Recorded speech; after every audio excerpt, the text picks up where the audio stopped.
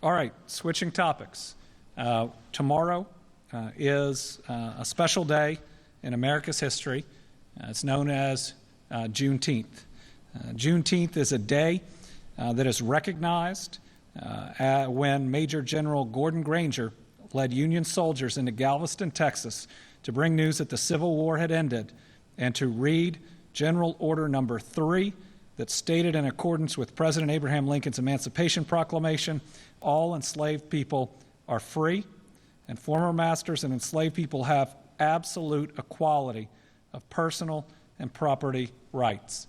I believe this is oftentimes known as the true end of slavery in the United States, the date that the very last part of our country had this order read. Sadly, it was several years after the Emancipation Proclamation itself.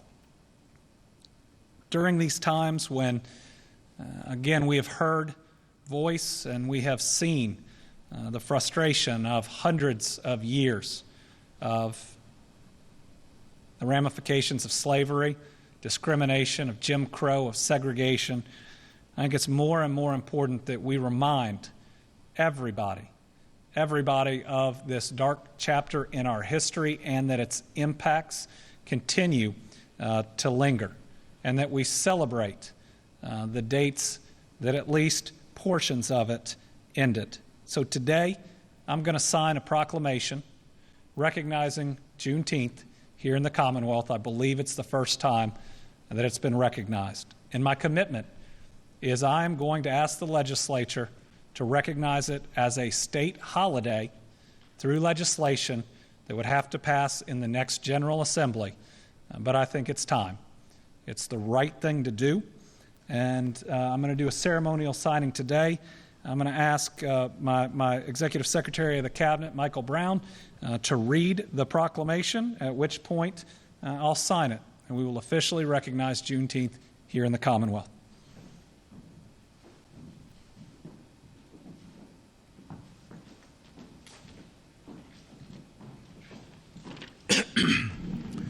Thank you, Governor, and thank you for giving me the opportunity and honor to read this to the public. Whereas, during the Civil War, over 200,000 African Americans fought bravely in the Union armed forces to secure their freedom from slavery and preserve this Union. And many sacrificed their lives for the ultimate freedom of their families. And whereas Juneteenth, National Freedom Day, celebrates the events of June 19, 1865, when Major General Gordon Granger led Union soldiers into Galveston, Texas, to bring news that the Civil War had ended, and to read General Order Number 3, which stated that in accordance with President Abraham Lincoln's Emancipation Proclamation, all enslaved African American people were free and entitled to absolute equality of personal and property rights.